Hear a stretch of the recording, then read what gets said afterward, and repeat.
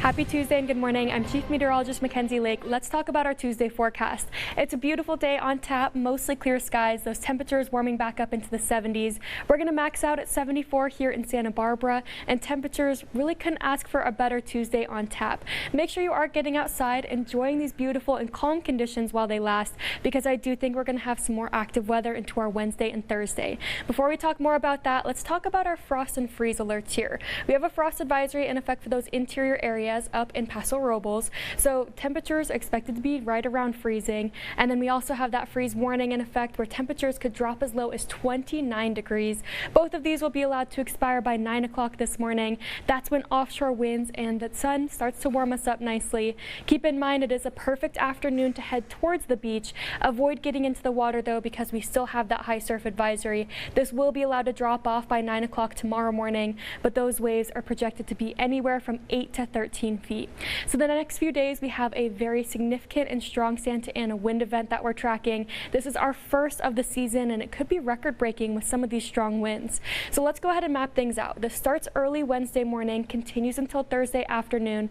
I do think that time frame looks to be about 2 or 3 o'clock in the morning Wednesday, and then very late into Thursday evening. We are expecting critical fire conditions, so we have a plethora of red flag warnings. Fire behavior looking to be very erratic, so if a fire was to spark up, it could spread rapidly. We still have those dry fire fuels. We have those offshore winds, and those winds are very strong, so they could spread fire very quickly.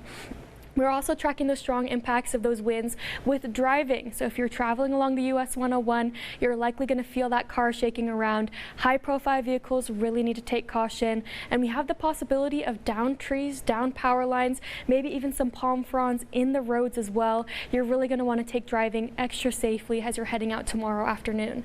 Take a look at our red flag warning. So if you remember yesterday, we talked about that fire weather watch. I suspected it was going to be upgraded, and take a look here at most of the Central Coast underneath this red flag warning here.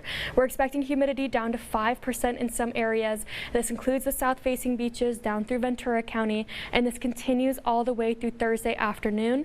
We have multiple wind advisories and a high wind warning. We were looking at this yesterday as well. We're expecting to see sustained winds 30 to 50 miles an hour. This is in effect for those areas down in Ventura County, these lighter blue color-coded areas. Gusts could be upwards of 80 miles an hour near the coast. Some models showing gusts upwards of 100 miles an hour in high elevation areas. So that could easily topple over trees, power lines. We might even see some power safety shutoffs as well, just to really keep that critical fire danger down to a minimum. But even those wind advisories extending through San Luis Obispo up through Paso, a lot of those starting tomorrow morning around 2 or 3 o'clock and then continuing until Thursday afternoon. So with all these red flag warnings and the critical fire weather danger that we're projecting here, it's very important to know what websites you can check as far as evacuation warnings and orders. If a fire was to spark up, it's really important to have a wildfire safety kit. So here's a look at a go bag and some checklist items you can have.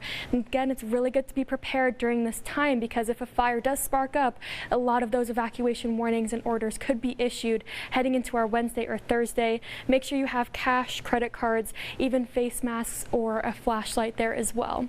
But let's talk about why we're seeing this very strong wind event. Again, it's the strongest of the season, possibly record breaking. This is because we have low pressure over the Four Corners area.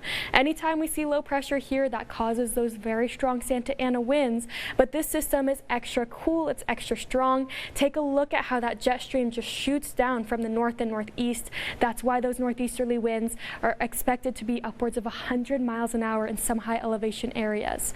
But today's the calm before the storm, so make sure to still head out, enjoy these beautiful conditions. Sunny and 70 for a lot of our beach areas. Pretty pleasant conditions in Buellton and Santa Ynez into the upper 70s there. Overnight lows are nice and chilly again. We're cooling back down into the 30s for some inland areas. Might see another round of frost and freeze warnings going into effect as well. But the main topic of discussion really Wednesday, Thursday, this next Santa Ana wind event. Have a good day.